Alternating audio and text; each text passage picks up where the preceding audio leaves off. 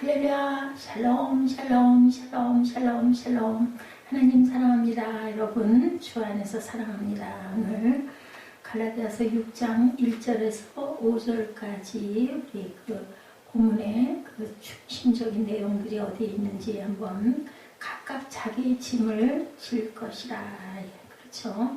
예, 형제들아, 사람이 만일 무슨 범죄한 일이 드러나거든 신령한 너희는 온유한 심령으로 그러한 자를 바로잡고 너 자신을 살펴보아. 너도 시험을 받을까 두려워하라. 우리 누구도 거기에서 아주 괜찮아, 나는 상관없어, 이런 사람은 아무도 없다라는 거죠.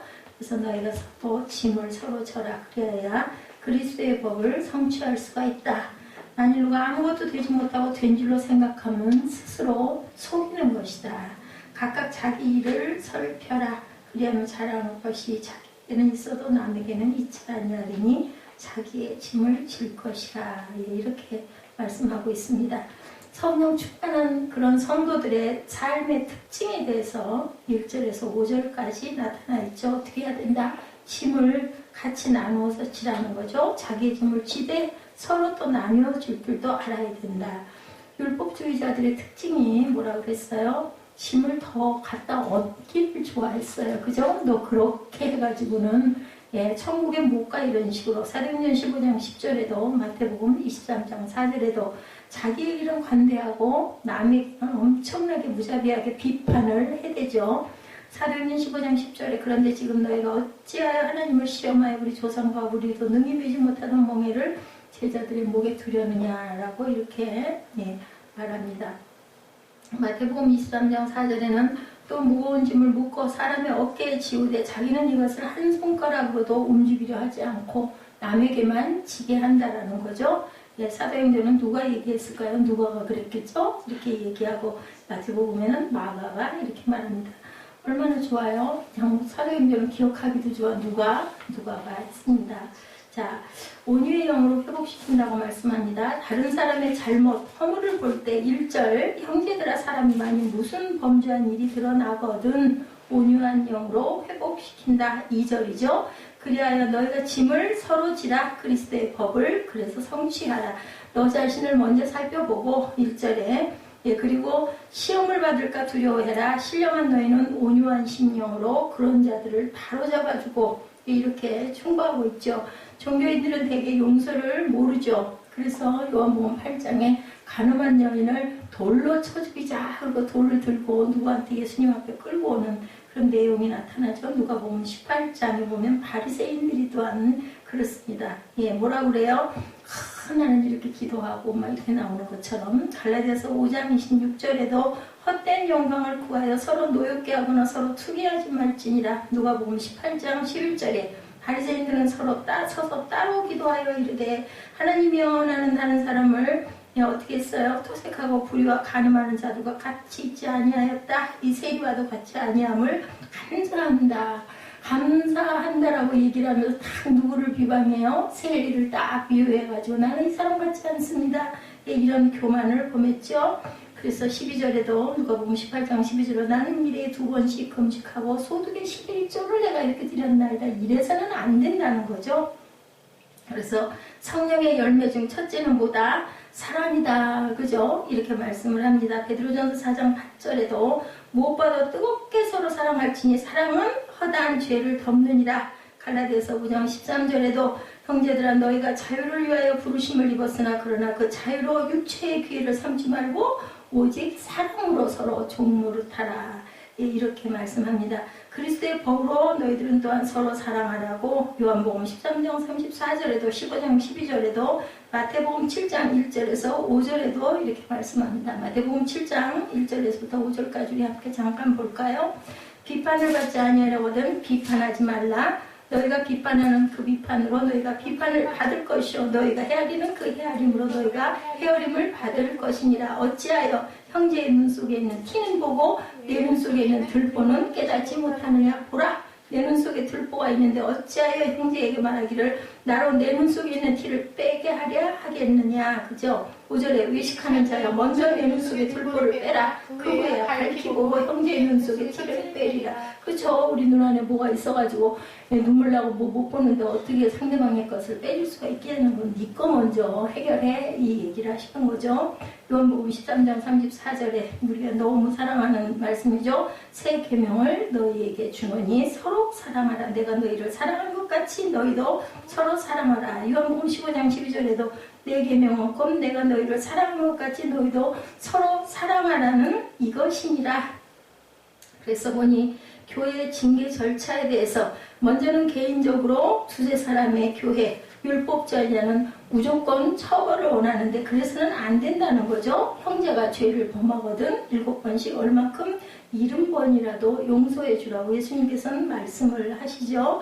내 형제가 죄를 범하거든 가서 너와 그 사람과 상대하여 권고하라. 만일 들으면 내가 내 형제를 얻을 것이요 만일 듣지 않거든 한두 사람을 데리고 가서 두세 증인의 입으로 날마다 확증하게 하라고 이렇게 말씀을 합니다. 마태복음 18장 15절 16절 말씀이에요. 그래서 용서할 줄 모르는 종을 비유하고 있죠. 21절에 보니 그때 베드로가 나와 이르되 주여 형제가 내게 범죄를 범하거든 몇 번이나 용서하리이까. 예, 그랬더니 뭐라 그래요? 예수께서 이르시되 내가 이르노니 7번뿐 아니라 7번씩 70번이라도. 이건 뭐예요? 그냥 끝까지 용서해 줘야 된다. 비탕감에 대해서도 말씀하죠. 32, 3절에 이에 주인이 그를 불러다 말하되 악한 종아 내가 빌기를 내가 내 빚을 전부 탕감하여 주었거늘 내가 너를 불쌍히 여긴 것 같이 너도 내 동료를 불쌍히 여김이 마땅하지 아니하느냐. 네 그렇게 하지 않으면 내가 네 모든 걸 다 그대로 도로 뺏어버릴 거야. 그래서 빤 뺏는 사건이 마태복음 18장 그 말미에 나타나는 것을 우리가 봅니다. 32, 3절에 그렇게 증가하고 있죠. 그래서 형제를 낮추면서 자기를 높여서는 안 된다라고 오늘 본문 3, 4절에 만일 누가 아무것도 되지 못하고 된 줄로 생각하면 스스로 속인 거다. 각각 자기의 일을 살펴라. 그리하면 자랑할 것이 자기에게는 있어도 남에게는 있지 아니하리니 각각 자기의 짐을 질 것이다. 율법주의자들은 자기 자랑이 이렇게 심했다라고 6장 12, 13절에도 증거합니다. 무릇 육체의 모양을 내려 하는 자들이 억지로 너에게 할 일을 받기라면 그리스도의 십자가로 말미암아 박해를 면하려 할 뿐이다라고 12절에 증거하죠. 그리고 13절에도 보니 할 일을 받은 그들이라도 스스로 율법은 지키지 아니하고 너에게 할 일을 받게 하려는 것은 그들이 너에게 육체로 자랑하려 합니다. 그래서 남에게 비교하고 네 자랑을 그렇게 남을 비교해서 해서는 절대로 안 된다라는 말씀을 하죠. 그래서 고린도후서 10장 12절에도 말씀합니다. 우리는 자기를 칭찬하는 어떤 자와 더불어 감히 짝하며 비교할 수 없다. 그러나 그들이 자기로서 자기를 헤아리고 자기로서 자기를 비교하니 너희는 정말 지혜가 없구나. 이렇게 말씀합니다. 그래서 자기 일을 입증하라고 4절에 6장 4절에 각각 자기 일을 살펴라. 하나님의 뜻과 말씀 안에서 나의 모든 것들을 돌아볼 줄 알아야 된다는 거죠. 다른 사람과의 비교가 아니라 자기 일을 보고 기쁨을 누릴 수가 있어야 된다. 모두가 짐을 나누어지기 때문에 서로 자기 일을 돌아보고 우리가 기뻐할 줄 알아야 된다. 예, 그래서 보니 7절에도 교회 일에는 경쟁이 필요 없다. 뭐 해야 된다? 과대포장하고 내가 더 잘해 네가 더 잘해 도토리 키재기 하지 말라는 거죠. 8절에는 보니 2절과 5절을 보면서 나눠줘야 할 짐에 대해서 말씀하고 있습니다. 자기의 육체를 위하여 어떻게 해요? 심는 자는 육체로부터 썩어질 것을, 성령을 위해 심는 자는 성령으로부터 영생을 거두리라. 그러니 성령으로 심어야 되겠죠. 이렇게 서로가 서로를 부축해주고 도와주고 밀어주고 끌어주고 하면서 이렇게 귀한 은혜의 열매를 맺고 가야 된다. 형제 자매에게 어려움이 닥치면 나누어져라. 그렇게 해서 그를 올라갈 수 있도록 붙들어줘야 된다. 그래서 우리가 각각 짐을 그들이 홀로 져서는 힘이 드니까 그럴 때는 돕고 그래서 더불어. 그래서 우리는 하나된 공동체를 이루어가야 된다. 자, 짐을 나눠주는 자의 복에 대해서 우리 함께 한번 봅니다. 우리 쭉 10절까지 거의 다 봤죠. 우리는 선을 향하되 9절 10절 아주 유명한 말씀이죠. 선을 낙심하지 말지니 포기하지 아니하면 때가 이름에 거두리라. 그러므로 우리가 기회 있는 대로 모든 이에게 착한 일을 하되 더욱 어디에 믿음의 가정들에게 해라. 우리는 선을 향하고 가야 되는데 특별히 믿음의 가정들 우리 형제 자매죠. 그들에게 그렇게 해야 된다. 믿음으로 구원받는다는 진리는 홍해를 마른 땅처럼 걷는 이스라엘 백성 뒤에서 추격하던 누가 애국 병사들이 수장된 것처럼 한 번 구원받은 백성은 다시 그 구원이 번복되지 않는다는 것을 말씀하고 있습니다. 다시 말해서 구약의 구원은 병으로부터 치료받는 것도 병으로부터 구원이요, 강대국의 통치로부터 노임받는 것도 구원이고 주인으로부터 해방되는 것도 구원이다. 그러니까 신약에서 예수님의 이름을 믿고 입으로 시인하고 하나님의 자녀가 되는 영적인 구원과는 차원이 다른 거였다. 구약에는 사람은 그 지문이 다르듯이 성격과 기질과 재능이 다 다르죠. 어떤 사람은 어떤 장소 자리에 적절하게 배치하느냐에 따라서 능률이 달라진다. 그래서 우리가 그 얘기 많이 해요. 그 사람의 그 특징, 그 사람이 가지고 있는 재능, 그 사람이 갖고 있는 그런 달란트대로 자기 길을 잘 갈 때 인생을 아주 편하게. 그래서 되게 보면은 탤런트들이 정말 그 자기들 하고 싶은 걸 열심히 하면서 또 생계가 그걸로 유지가 되니까 정말 기쁘다. 기쁘고 즐거워서 연예인들이 그런 게 많죠. 예능인들이 보면. 그래서 개미는 어때요? 일개미, 병정개미, 여왕개미 각각 달라요. 무슨 계급이 있어가지고 계급장에 붙여진 것도 아닌데 자기의 자리에서 열심히 일하다가 가죠. 여왕개미가 태어날 때 숫개미가 태어나는데 일도 하지 않고 오직 여왕개미와 새끼 번식하는 일만 하다가 죽습니다. 숫개미는. 여왕개미는 다른 개미들을 다스리고 통치하고 그리고 죽이고 재판하는 것이 아니라 오직 자손을 번식하는 일만 여왕인데도 불구하고 하다가 돌아가고, 일개미는 새끼를 키우거나 집을 청소하거나 먹이 활동을 하다가 죽고, 병정개미는 집을 공격하는 무리들을 그것을 지키다가 죽고. 참 개미들이 보면 아주 지혜로운 것 같아요. 그럼에도 불구하고 이들에게 법이 있거나 계급이 있거나 어떤 특권한 권력이 있는 것도 아닌데 이들은 어때요? 벌이나 사람과 같이 사회적 활동을 아주 잘하고 있다는 개미의 비유를 굉장히 많이 합니다. 사회적 활동을 잘하기 위해서 집단의 이익과 안정과 번영을 위해서는 공동체를 향한 충성심과 자기 몫의 사명감을 가지고 분담된 일을 충성스럽게 잘 감당해야 되는 것이 굉장히 중요하다. 가정이나 직장이나 정당이나 나라나 교회에서도 자기의 본분의 일을 열심히 잘해야 된다. 누구에게 비교하지 말고 내가 내 자리에서 내가 할 수 있는 것을 최선을 다해서 할 때 나도 기쁘고 주변의 사람들에게도 유익을 주고 주변 사람들도 편안한 그런 기쁨과 감사를 느끼게 된다. 서로 위에 오르려고 다투고 싸우고 분당질 치면 결국은 깨질 수밖에 없다라는 것을 말씀하고 있습니다. 하나님의 일을 하는 성도들은 하나님의 자녀답게 화목해야 되고 협력해야 되고 그리고 선을 이룬다. 그래서 합력하여 선을 이룬다라고 얘기를 하죠. 이랬을 때 아름다운 교회가 된다. 그리스도인의 공동체를 위해서 연약한 형제를 책임지고 짐을 함께 지고, 오늘 본문이죠. 1절이죠. 자신의 의무를 겸손하게 다하고, 3절에서 5절입니다. 성령 안에서 낙심하지 말고 꾸준히 선을 행해가라. 7절에서 10절에 이렇게 증가하고 있는 걸 우리가 봤습니다. 그죠? 신령한 짐을 나눠지기 위해서는 그럼 우리는 어떻게 해야 될까? 1절에 2절에 나타나 있죠. 연약한 형제와 짐을 함께 져라. 신령한 자만 형제를 발을 세우는 사역을 감당할 수가 있다. 1절에 신령한 너희는 성령을 쫓아 행하며 사는 사람들을 말하는 것은 어떤 특별한 은사를 가진 사람을 말하는 것이 아니고 범죄에 빠지지 않은 하나님의 성령을 받은 갈라디아 교회 모든 성도들에게 말씀하시는 거룩한 말씀이다. 그래서 신령한 자가 범죄한 자를 바로잡을 때 필요한 것은 어떤 마음이다? 그것을 책하고 책망하고 나무라고 정죄하고 판단하는 마음이 아니라 온유한 마음이다 라고 말씀을 하죠. 온유한 그 말씀이라는 것은 프라우테토스, 하나님 앞에서 자신이 무지와 무능력을 인정하고 내가 내 부족함을 인정하고 전적으로 하나님께 맡기는 겸손한 마음을 말씀하고 있다. 1절, 2절에 그 깊은 내용이 바로 거기 있다라는 거죠. 그래서 온유한 심령으로 그러한 자를 바로잡고 너 자신을 살펴봐라. 너도 시험을 받을까 두려워해라. 똑같다라는 거죠. 그렇기 때문에 우리는 누구를 판단해서는 안 된다. 범죄한 자를 인간적인 판단이나 노염으로 징계하면 결국 어떻게 돼요? 깨질 수밖에 없고 관계는 완전히 깨져버리죠. 공동체도 깨어질 수밖에 없다. 형제 중에 누가 범죄한 사실이 드러나면 그를 정죄하고 멀리할 것이 아니라 온유한 마음으로 돌이켜 주려고 힘쓰고 자꾸 보듬어주고 다독여주고 잘못된 거는 깨달아 알게 해줘야 되겠죠. 그래서 그 일을 타산지석으로 삼아 자신의 신앙과 생활을 보다 면밀히 살필 줄 알아야 된다. 나도 이럴 수 있으니까 그런 실책을 범하지 않도록 뭐가 돼야 된다. 거울이 되고 교훈이 되어야 한다. 그거 가지고 비방하고 막 그저 등 돌려 세우고 눈을 기고 해서는 안 된다라는 거죠.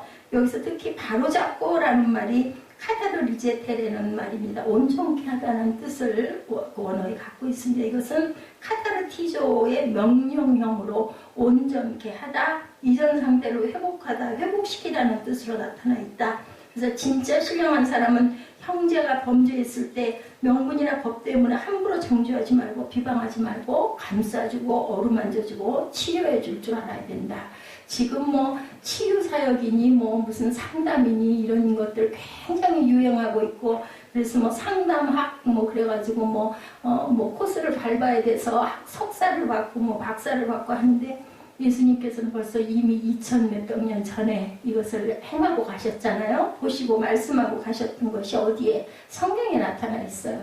이게 만약에 5000년쯤 지나면 어떨까요? 똑같을 것 같습니다. 그래서 항상 자신을 살펴보라고 말씀을 합니다. 주의를 집중하여 보는 행위, 자신을 살피는 것이 바로 이렇게 원어에는 스코폰이라는 뜻으로 관찰하다, 주시하다 이렇게 나타나요. 그래서 우리가 성경을, 원어 성경을 좀 때로는 볼 줄 알면 거기에 대한 부분의 것들이 더 확실하게 이해가 될 수가 있다. 그래서 이런 걸 우리가 뭐 일일이 다 단어마다 볼 수는 없지만 뭐 때로는 그래서 그런 부분에 주석이 되어진 것들을 참고할 줄 알아야 된다.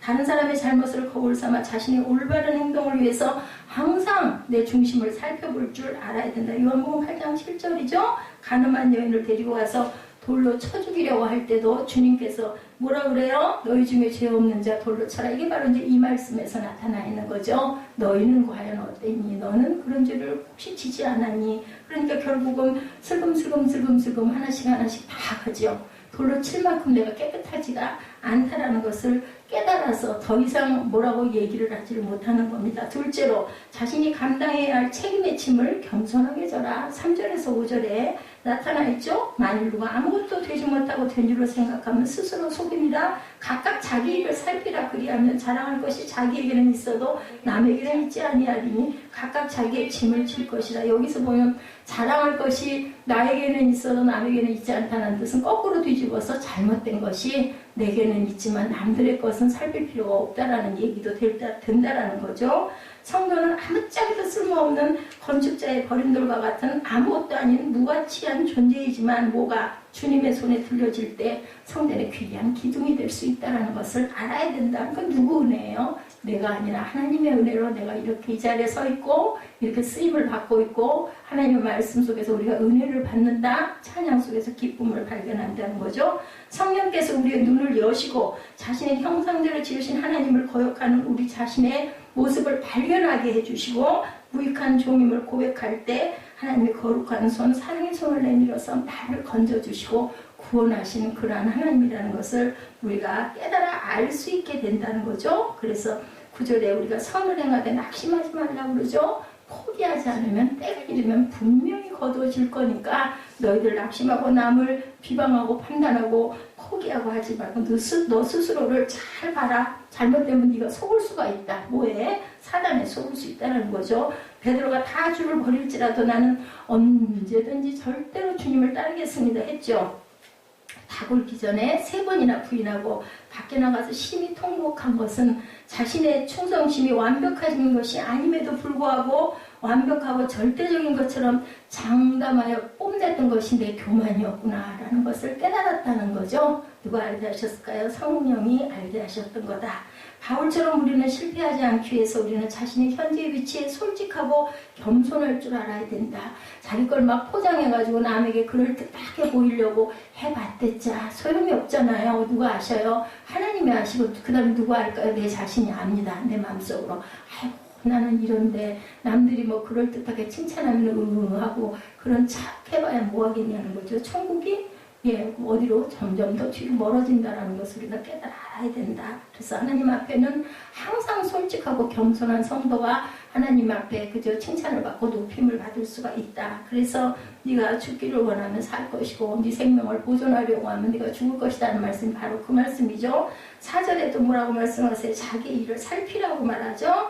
그리하면 자랑한 것이 자기에게는 있어도 남에게는 있지 않을 것이다. 그죠? 예, 무언가 자랑거리가 있다면 그것은 자기 혼자만의 것이지 남에게 자랑할 것이 못 된다라는 얘기인 거예요. 내가 혹시 자랑할 게 있더라도 너무 떠들어대고 막 자랑하고 너는 못하지 하고 남을 비양거리고 비교하지 말라.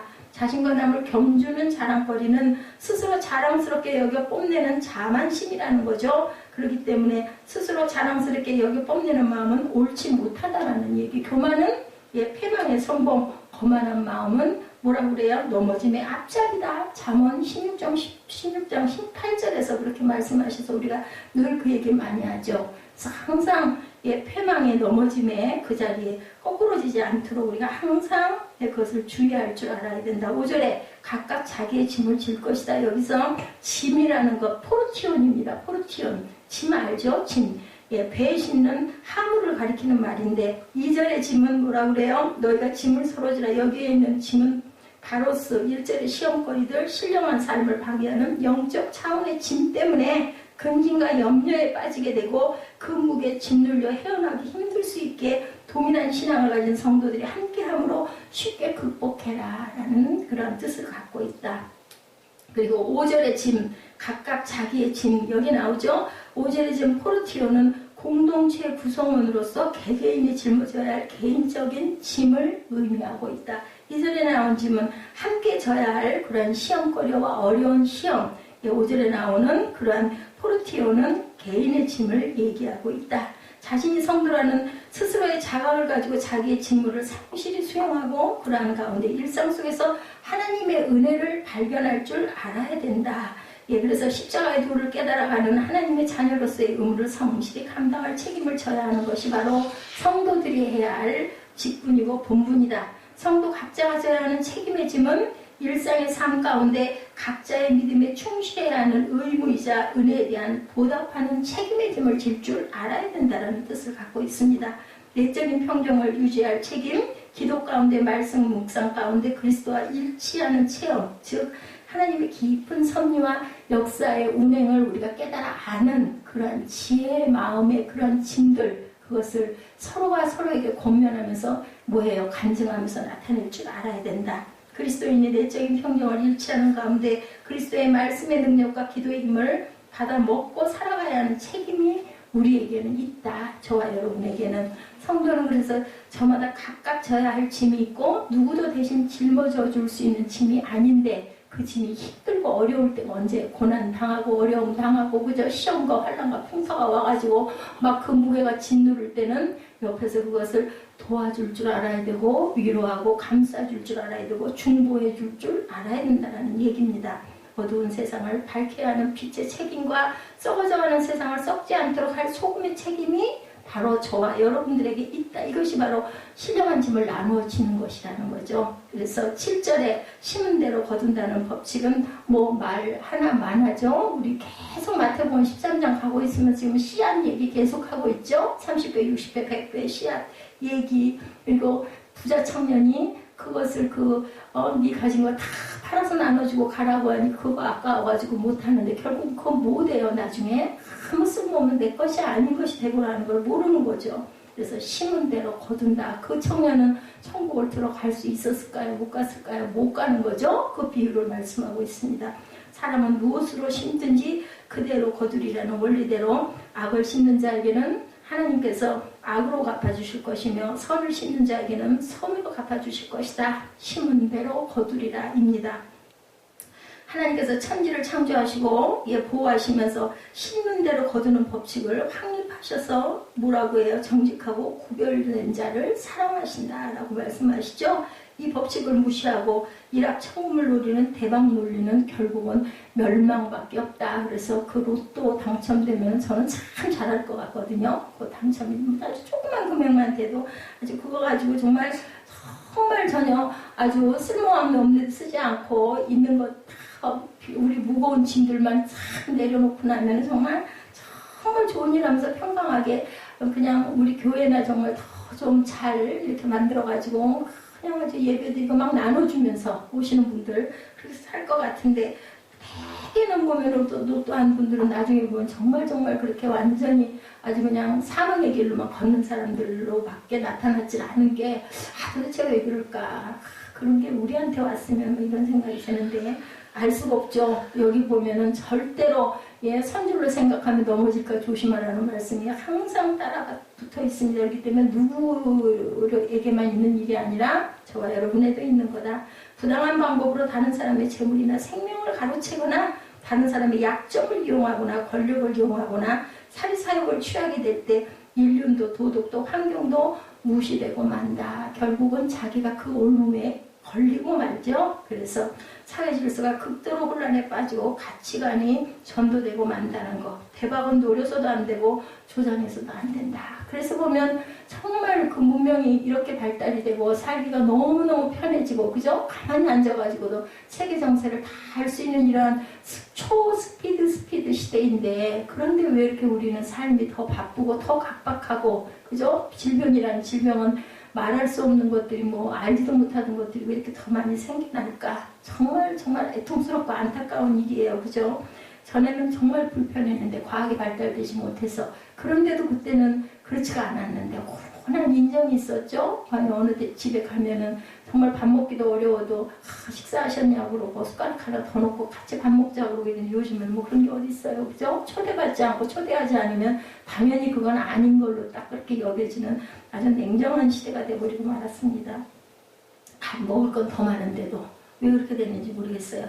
하나님의 창조 원리대로 마지막 때 모든 사람들에게 하나님께서는 각자의 생각과 행위대로 보응하실 것이라는 것을 뭐 그렇겠어. 살다가 가면 그만이고 뭐 그때 가서 무슨 일이 있든지 말든지 아이고 나는 몰라 뭐 이렇게 생각하면 할 말이 없는 거죠. 자, 지금 보기에 악을 심은 자가 승리한 것 같고 성공한 것 같지만 나쁜 씨앗을 심는 자는 반드시 나쁜 열매를 취하게 될 것이다. 아니면 우리 주변에 그냥 널려있는 일들이 그렇잖아요. 결국은 그 심은 대로 거두는 건 누구도 잘 알아요. 농부가 뭐 심고 나서 배란간에 내일 아침에 뭐 막 열매가 주렁주렁 맺혀가지고 막 그거 가지고 뭐 밥 먹으려고 그런 생각 절대 안 해. 때가 돼야 거둔다라는 거 다 알거든요. 그게 바로 하늘의 원리라는 것을 우리가 안다면은 좋은 씨앗을 심는 자는 좋은 열매를 30배, 60배, 100배 거둔다는 것을 우리가 꼭 알아야 된다. 그래서 그게 하루아침에 일확천금이 아니죠. 심고 계속해서 우리가 물 주고 가꾸고 그리고 어때요? 노력하고 그리고 마음으로 기도하고 사랑으로 계속 거두어가면 귀한 사랑의 열매가 맺힌다는 걸 너무나 잘 알죠.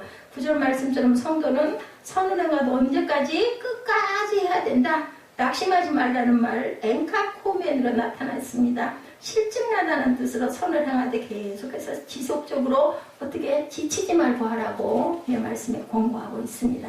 바울은 성도들에게 영생을 거두기 위해서 성령의 밭에 선행의 씨를 뿌리는 일을 어떻게 하라고 끝까지 지치지 말고 계속해서 수용할 것을 오늘 9절에서 설득하고 있죠. 때가 되면 반드시 영생의 결실을 거두니까 너희들 꼭 그렇게 해라 라는 거죠. 그러므로 성숙한 성도는 어린아이와 같이 그냥 심어서 그늘 거두려고 조바심하지 않는다.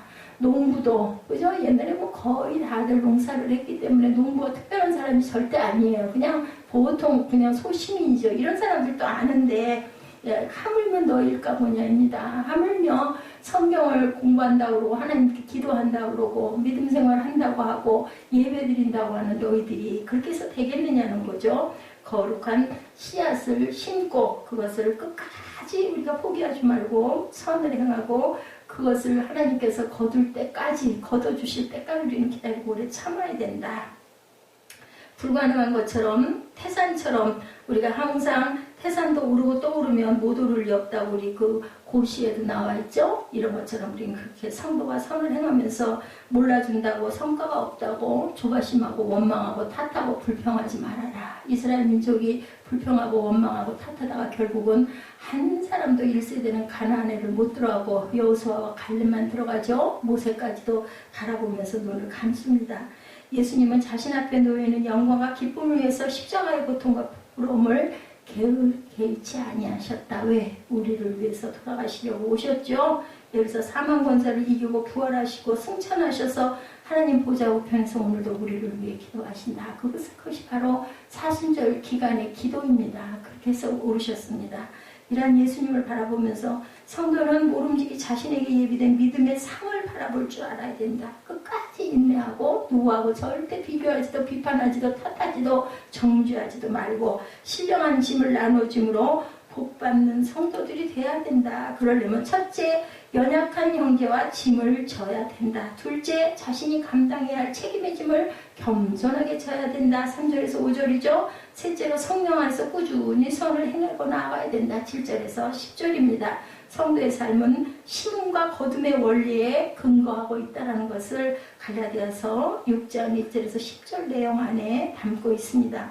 무슨 씨앗을 얼마나 잘 심고 갖고 왔는가에 따라서 나중에 그저 추수 때 수확은 결정된다. 그리고 또 거기다가 누가 주셔요? 하나님께서 무조건 햇빛도 주시고 공기도 주시고 바람도 주시고 그죠? 심는 것은 농부의 몫이고 기르게 하시는 분은 하나님이시라는 것.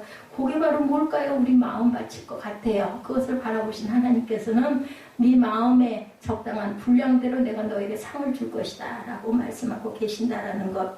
하나님은 이 땅에 천국의 모형으로 뭘 두셨어요? 가정을 두셨어요. 그리고 교회를 통해서 천국을 맛보도록 하셨어요. 그래서 온 가족이 교회 나가서 예배드리고 그 마음으로 일주일을 살고 한 달을 살고 1년을 살고 그죠? 일생을 그렇게 가죠. 신앙 공동체는 범죄한 형제를 어떻게 온유한 마음으로 세워주고 혼자 갈 수 없는 연약한 성도와 함께 짐을 나누어 지며 각자가 감당해야 할 자기 십자가를 지고 예수 그리스도의 큰 정을 가지고 주님의 주신 길을 따라서 주님을 닮아가는 작은 예수의 성도의 삶, 어떤 삶, 거룩한 삶, 영원한 생명의 상급을 받는 저와 여러분이 되라고 주님께서 오늘도 저에게 부르시고 말씀으로 주심을 기뻐하고 감사하시는 사순절 금요일이 되시기를 주님의 이름으로 축복합니다. 우리 본문 한번 1절에서 10절까지 깊이 뜻을 생각하시면서 읽고 결단하는 시간 갖도록 합니다.